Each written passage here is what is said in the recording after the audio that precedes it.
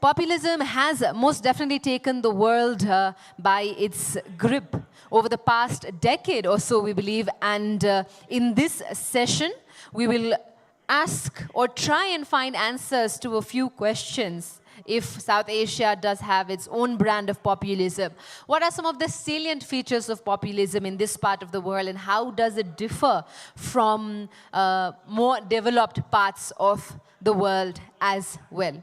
यसको कुराकानी गर्नका लागि हामीसँग प्रताप भानु मेहताजी हुनुहुन्छ र मोडरेट गर्नका लागि द काठमाडौँ पोस्टका एडिटर विश्वास बरालजी पनि हुनुहुन्छ। पुनः एकपटक हल बाहिर रहनुभएका सम्पूर्ण अतिथि महानुभावहरूलाई हलभित्र आइदिनुका लागि अनुरोध गर्दै Now it is my distinguished pleasure and honor, ladies and gentlemen, to welcome our panelists, Indian political scientist Mr. Pratap Bhanu Mehta, to kindly join us onto the stage for this session where we discuss the wave of populism.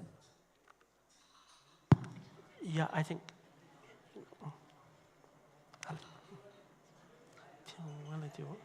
A big round of applause, ladies and gentlemen.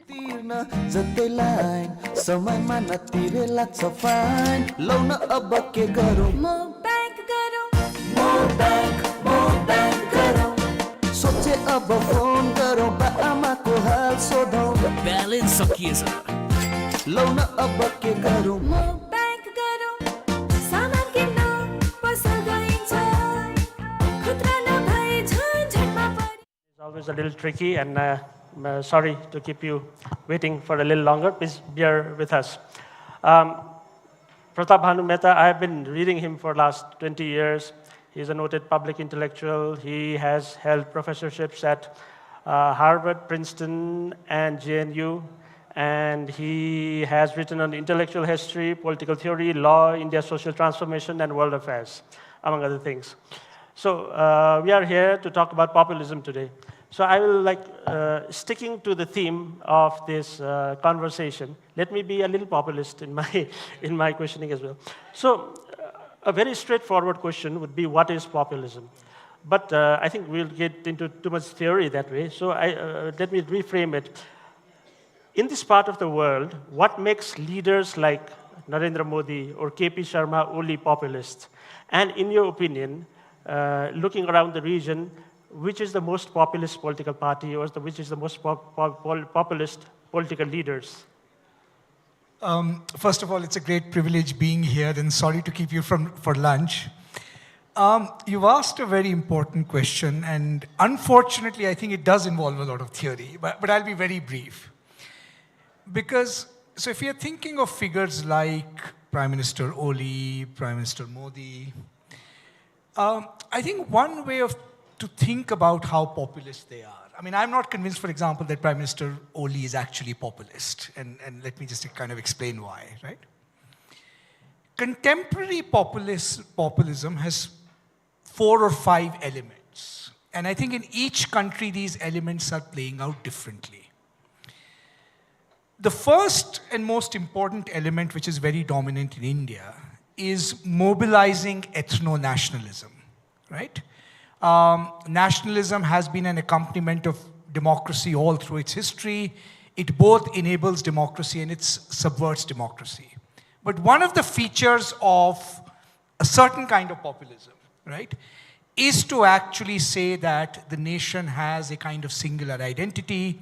It should primarily be dominated by one particular group. So it's up to you to decide whether Mr. Oli falls on that end of the spectrum. Mr. Modi clearly does, right? The second element of populism, I think at this point, which is very important, is populism has a radical element of anti-elitism about it.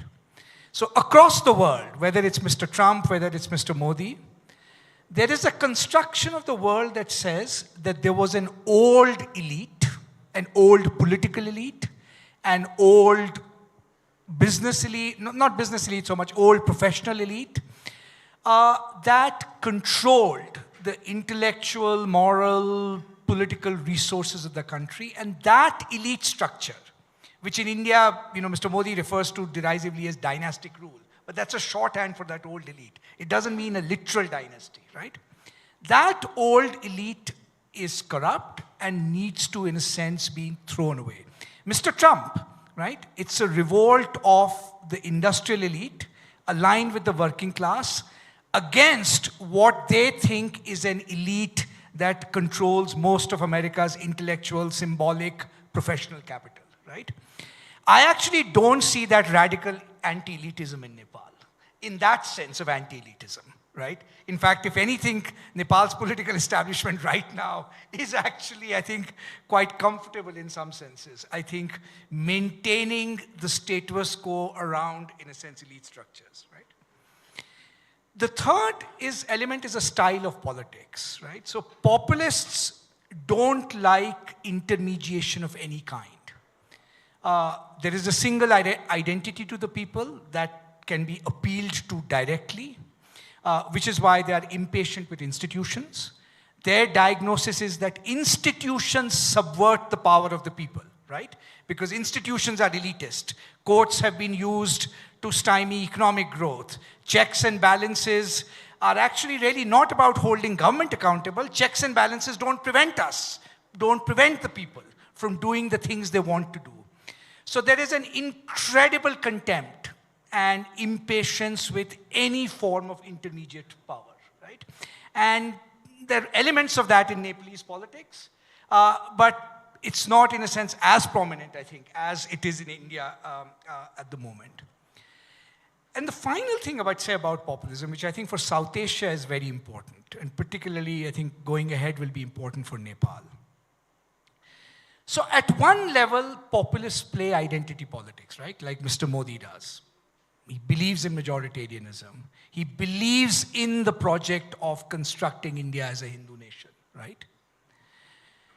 But behind that is a very interesting kind of thinking about society. And it goes this way. So when we think of the center and left in politics in most countries, center and left usually thinks either in terms of class or in terms of smaller identities like caste, right? There's either class determination or there is a determination by some smaller identities. If you simply get the caste arithmetic right, you can form a coalition and win, right? One of the things that modern populists have done is they reject both of those forms of determination for this larger nationalist project. It's not that they won't engage with caste, that they won't take caste into account when necessary, but this mistake that the left and the center has consistently made, that there is some social identity that will allow you to determine where your politics goes, right? If you are working class, you will vote X way. If you are Dalit, you will vote Y way, some other way. It's a rejection of that determination of politics by these kinds of social identities, which allows them to mobilize these identities into this larger ethno-nationalist project. And I actually don't see too much of that in Nepal either. So in that sense, I don't think Nepal is quite down the populist track yet. Yeah, you trace the current wave of populism back to the 2008-2009 financial crisis.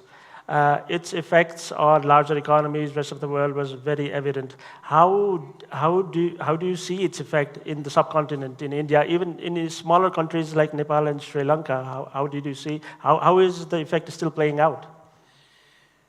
So, look, the 2009 financial crisis, in some senses, is a global backdrop condition, right? Its effects are not that apparent in our micro politics, but there is one large effect that was apparent, which is from 1989 to 2009, roughly the global paradigm of economic development was relatively set, the direction.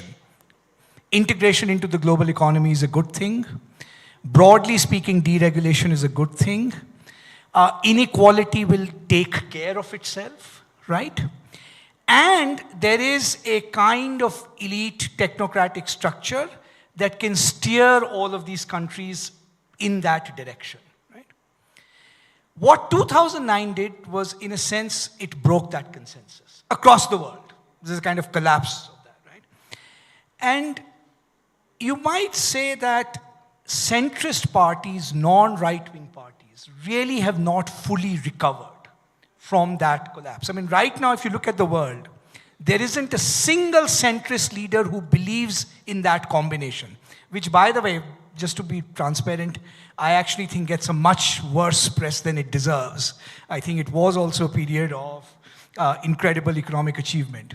But there isn't a single centrist leader in the world who's actually popular at this point, right? Even Keir Starmer in Britain, within 2 months of acquiring power, actually popularity ratings are plummeting. So that leads to this thought that is there something systemic now about the nature of the global economy that every single government is struggling to find a framework to what will actually generate inclusive growth and give everybody a sense of participation in the economy, right?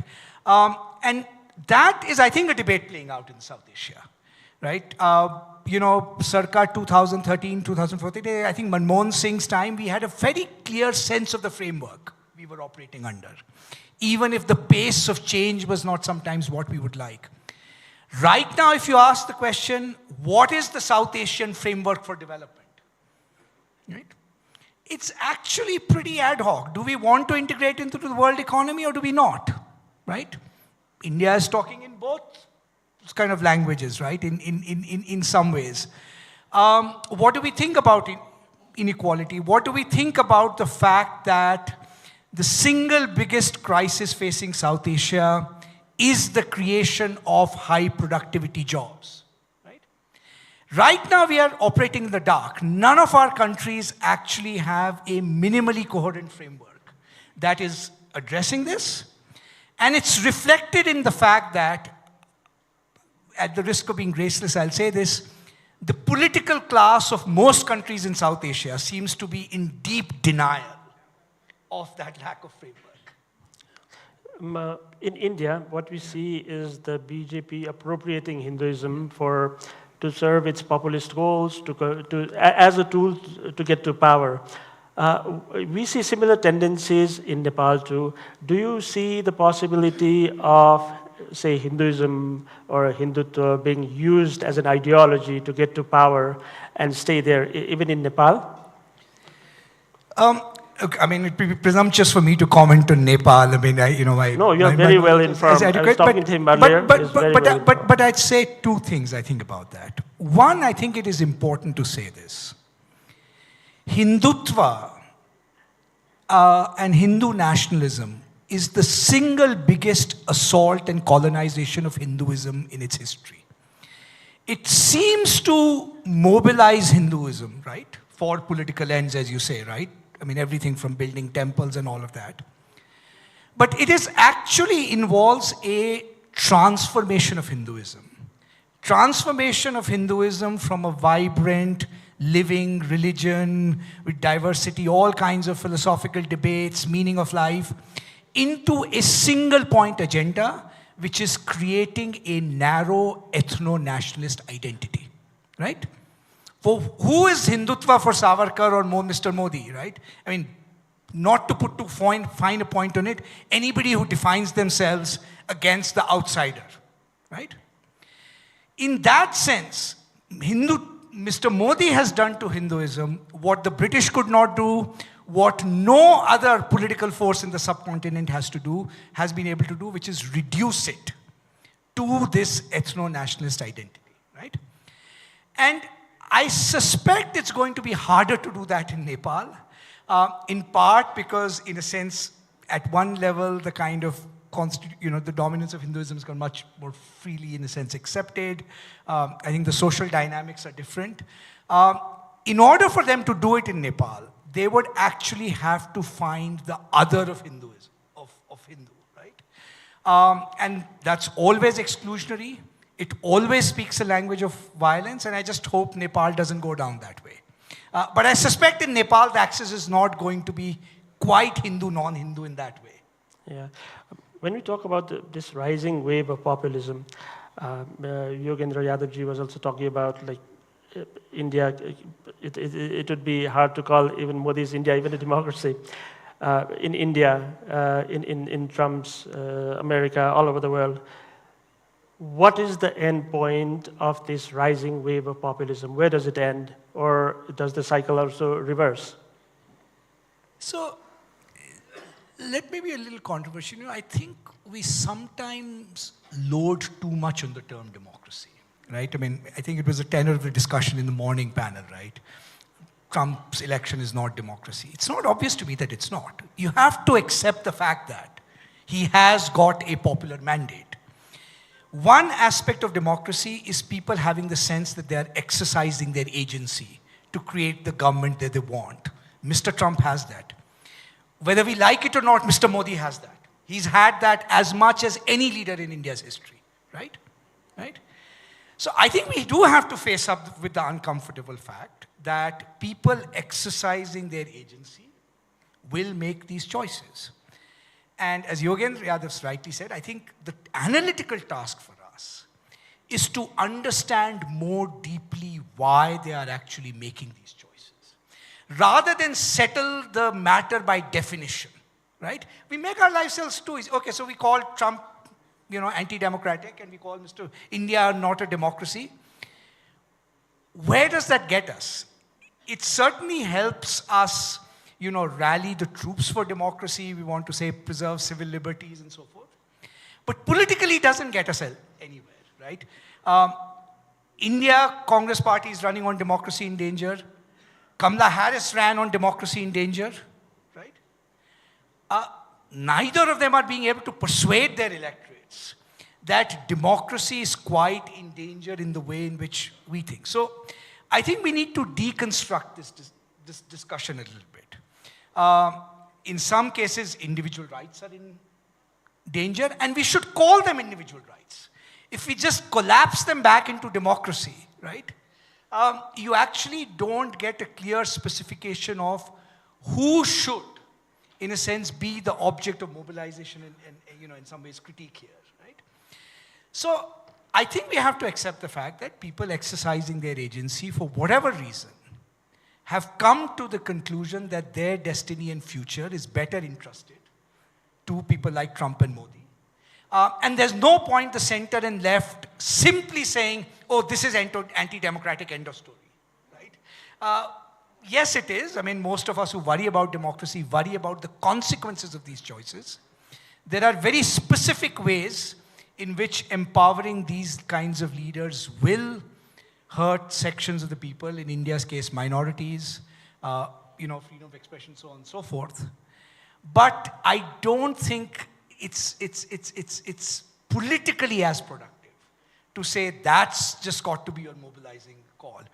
What you have to address is this particular question that I think is implicit in democracy. As I said, there's the liberal part of democracy, individual rights, freedom of association. Why do people think that identification with these leaders better expresses their sense of agency and empowerment than the alternatives? And it goes back to the point we made at the beginning, that what we offer to the people in name of democracy when we oppose these leaders is actually pretty much the status quo, right? Save the current system, right? Save democracy, which people associate now with this current system. But the starting point of the people is that this current corrupt system is actually the one that is standing in the way of them exercising their political agency. So if you want to save democracy, you will have to offer something other than the status quo, something other than return to the way things were, because that's exactly what the people want to reject.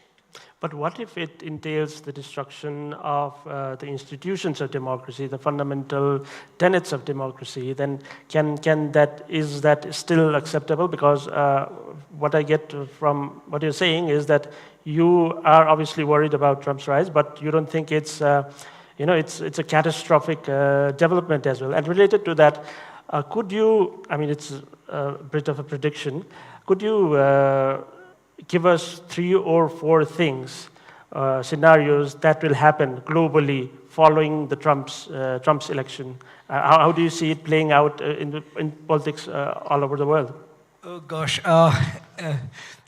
thinking what the world would look like even 3 months from now is hard these days. But So there's a couple of things, right? One, let's put it this way. The end of the liberal international order and whatever prestige liberal democracy had left as a political system, that end has long been in the making. Not just because of the financial crisis, but let's face it, because of the prevalence of war in the Indian system. So, in the international system. Just to give you one small example, right? We can think of democratic populist leaders as liars. Mr. Trump is often called a liar. Mr. Modi is often accused of just making up things, right? It's very hard to make that argument stick when most of the dominant media structures in our countries, there isn't a war, since the 1970s that they haven't actually lied about, right? How can you actually make the case against mass deportations with any degree of conviction when you're quite comfortable, 40, 50,000 people, in a sense, being killed in Gaza with a democratic imprimatur behind it, right?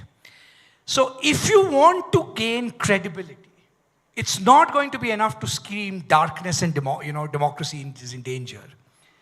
What you will need is exemplars. Look, most people, I think, in politics are moved by exemplars and exemplarity. Politics is fundamentally about who do you trust to govern you.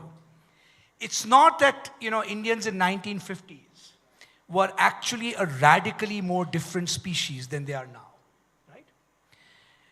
But they came to the conclusion that their destiny was safer in Jawaharlal Nehru's hands, even though the intellectual, economic, political distance between Jawaharlal Nehru and the population was large. I mean, he used to be derided as the last Englishman, right? Part of that was because of a record of earned credibility.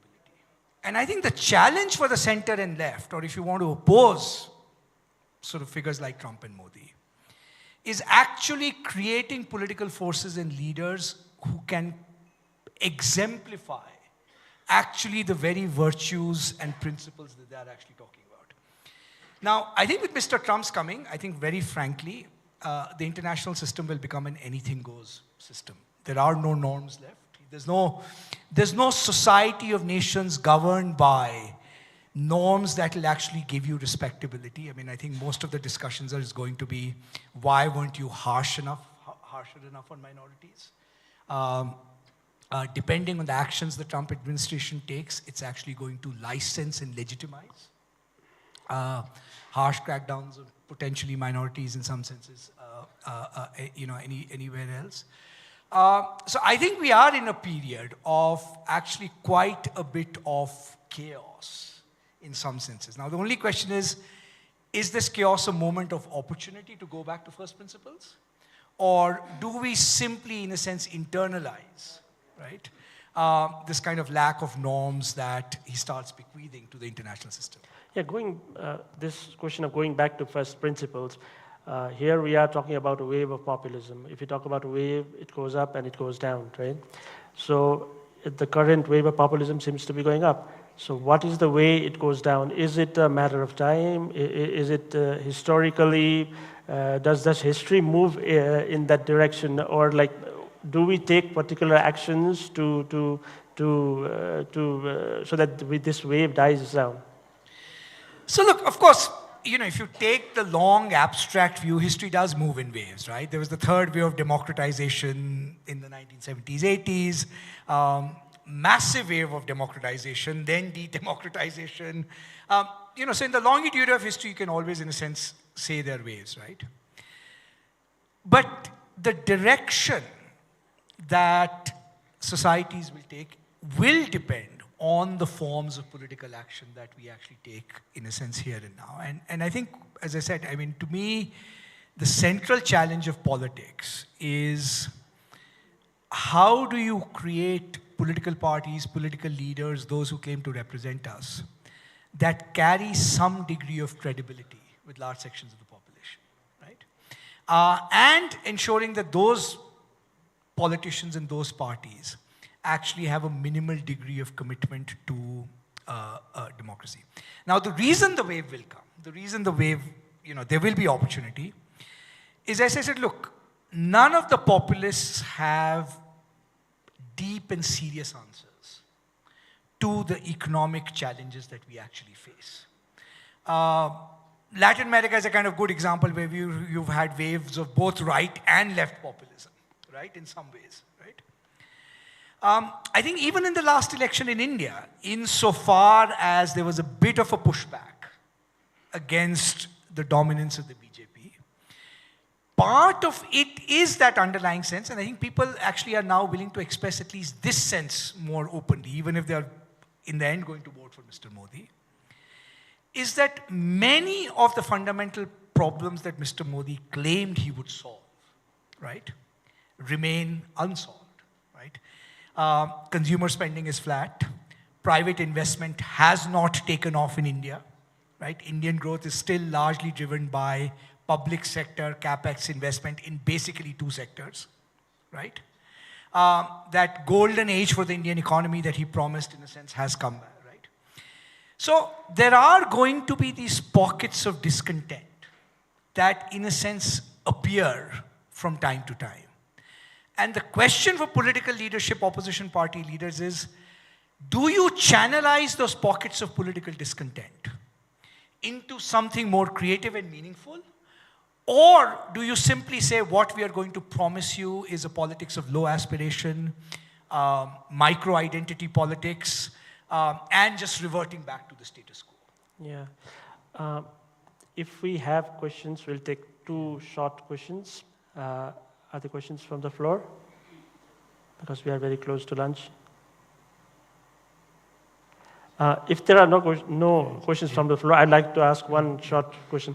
You, in one of your recent columns, you basically, I think the title was the decline of Modi is like the forecast of decline of Modi is premature.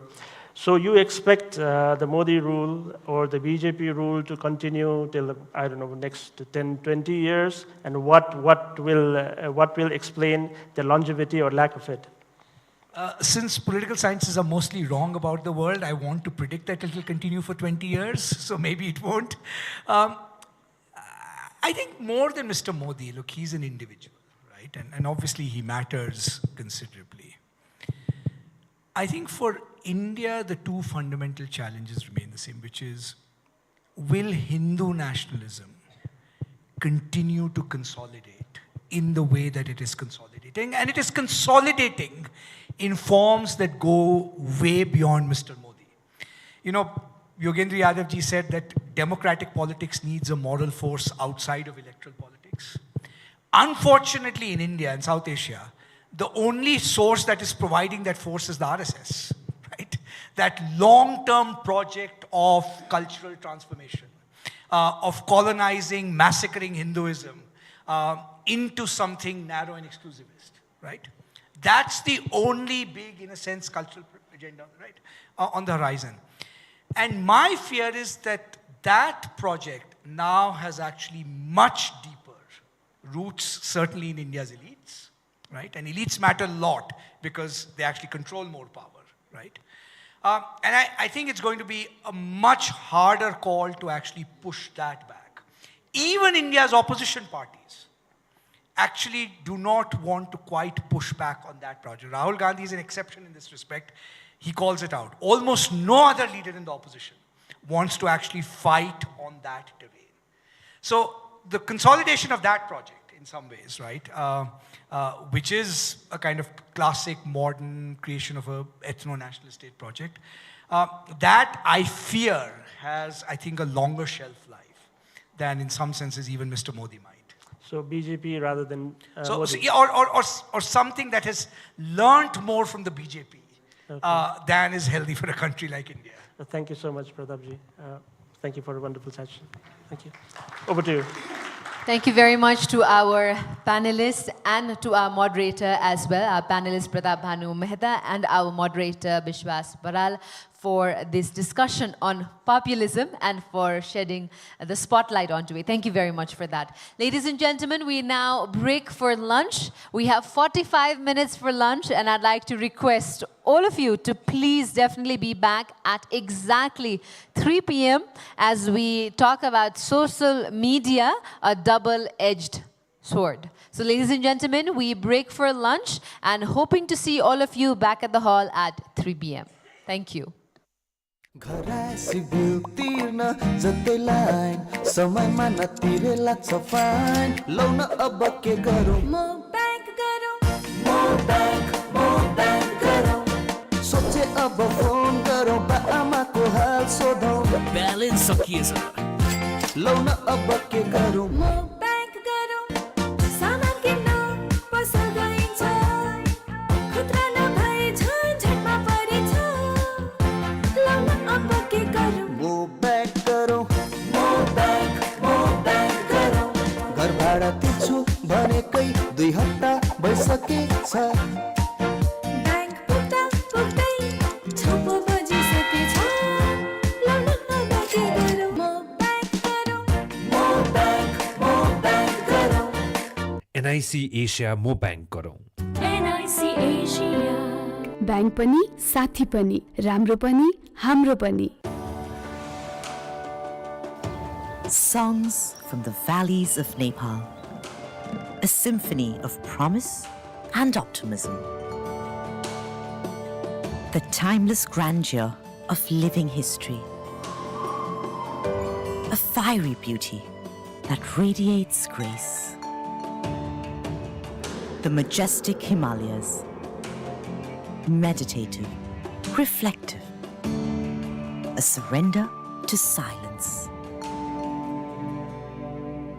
An exquisite palette of colors for your home, echoing the spirit of Nepal's landscape. Royal by Asian Paints. ए बाजे मेरो हातमा भविष्य के लेखेको छ एकचोटि हेर्दिनु न है बाजे राम्रोसँग है बाजे है स्वास्थ्यमा समस्या का विदेश यात्रामा समस्या आगजनीको खतरा हडागाडीमा समस्या व्यापारमा समस्या खेती किसानीमा पनि समस्या के हो नन सब समस्या देख्छु म त यति सानो हातमा यति धेरै समस्या हुन्छ बाजे त्यो आई ग्लासले हेरेर हो कि बाजे यसले हेरेर त सबै देख्यो नि बाजे अब के गर्नु बाजे यो सबै समस्याहरूको एउटै उपाय छ नेपालको अग्रणी शिखर insurance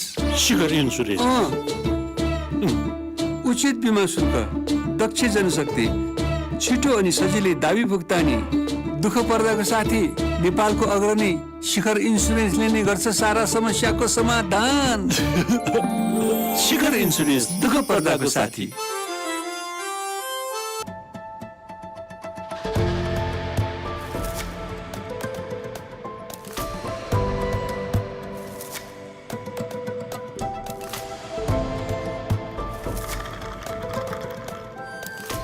SeaLinks is the most reputed international air transportation association, IATA accredited travel brand in Nepal.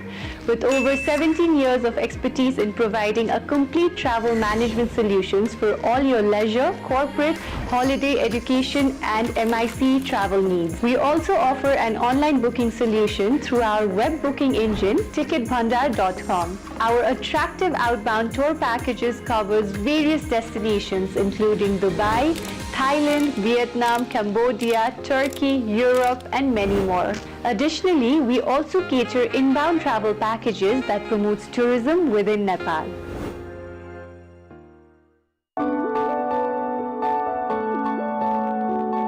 सपनाको छैन सिमाना आकाश सही छ खुला यात्राको छैन किनारा कहिले हुन्न पुरा मुठीमा छ सारा संसारै तिम्रो उडान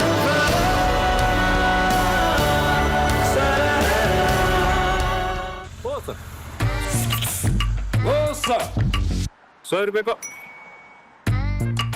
एकछिन 125 गरौँ 150 150 ल एकछिन 200 200 त्योभन्दा बढी जाँदैन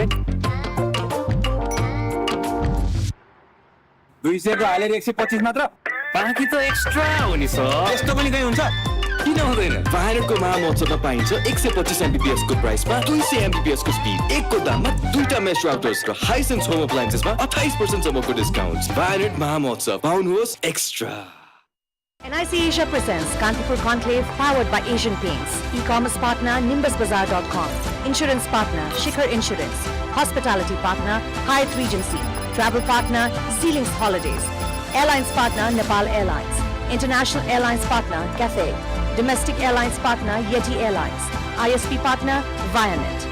Sports partner Kantipur Conclave. Medical partner Nepal Medicine.